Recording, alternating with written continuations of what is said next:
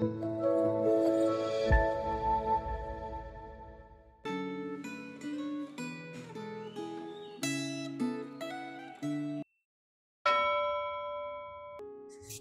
saudaraku, hari ini kita akan bersama-sama merenungkan firman Tuhan dengan tema berita Injil dan tanda-tanda.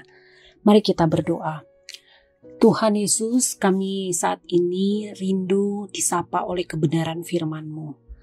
Kami membuka hati kami supaya boleh diisi dengan kebenaran-Mu. Tolong kami ya Tuhan, supaya kebenaran ini boleh memimpin kehidupan kami, supaya hidup kami boleh senantiasa menjadi berkat dan memuliakan Engkau. Di dalam nama Tuhan Yesus kami berdoa dan kami bersyukur. Amin. Saudara, kita akan merenungkan firman Tuhan dari Kisah Para Rasul 13 ayat 13 sampai 49. Tetapi kita hanya akan membaca ayat 44 sampai ayat yang ke-46.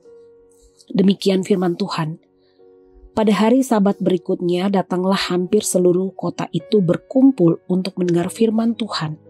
Tetapi ketika orang Yahudi melihat orang banyak itu, penuhlah mereka dengan iri hati dan sambil menghujat. Mereka membantah apa yang dikatakan oleh Paulus. Namun dengan berani Paulus dan Barnabas berkata, "Memang kepada mula firman Allah harus diberitakan lebih dahulu, tetapi kamu menolaknya dan menganggap dirimu tidak layak untuk beroleh hidup kekal. Karena itu kami berpaling kepada bangsa-bangsa lain." Saudara, pemberitaan Injil secara lisan dan kemunculan tanda atau peristiwa yang memperkuat pemberitaan Injil adalah dua hal penting yang saling mendukung. Di satu sisi, berita Injil tidak mungkin bisa didengar dan dipercaya bila tidak ada yang memberitakan. Di sisi lain, berita Injil akan lebih mudah menembus kekerasan hati manusia bila pemberitaan Injil dikonfirmasi oleh tanda yang bisa berupa peristiwa tertentu. Perlu disadari bahwa inti berita Injil hanya satu, yaitu berita tentang karya Kristus di kayu salib. Akan tetapi karya Kristus itu bisa dilihat dari berbagai sisi. Sebagai contoh, karya Kristus itu bisa disebut sebagai karya penebusan atau karya pendamaian atau karya penyelamatan.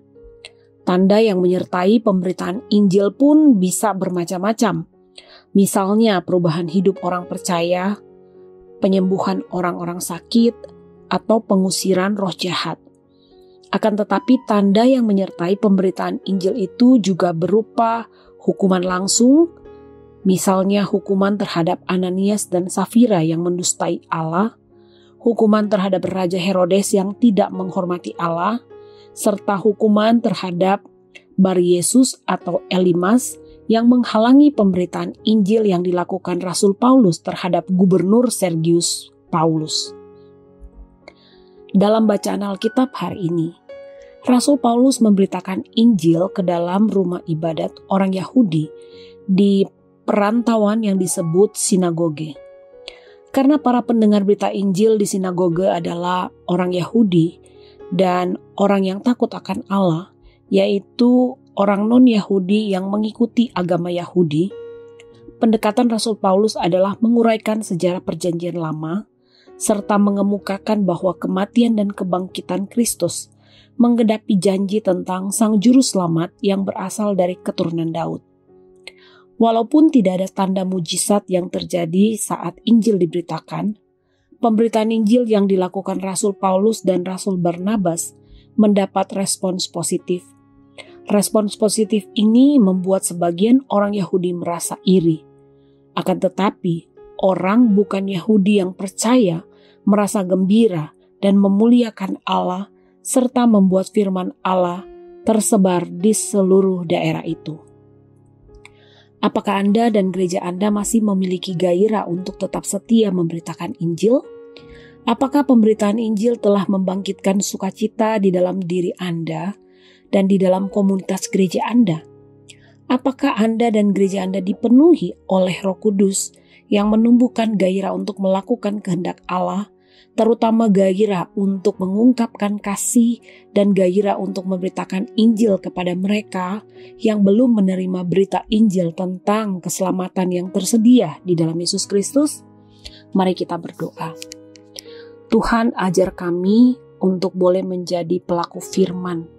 Ajar kami Tuhan untuk punya hati sebagai seorang murid yang mau bersedia untuk memberitakan Injil secara khusus bagi mereka yang belum percaya kepada Tuhan. Biarlah Allah Roh Kudus mampukan kami supaya Injil-Mu boleh kami bagikan kepada setiap mereka yang membutuhkan. Berkatilah kehidupan kami ya Tuhan. Kami sungguh berdoa dan menyerahkan hidup kami ke dalam tangan-Mu yang penuh kasih. Biarlah Engkau yang terus menuntun kami. Terpujilah nama-Mu, di dalam nama Tuhan Yesus kami berdoa. Amin.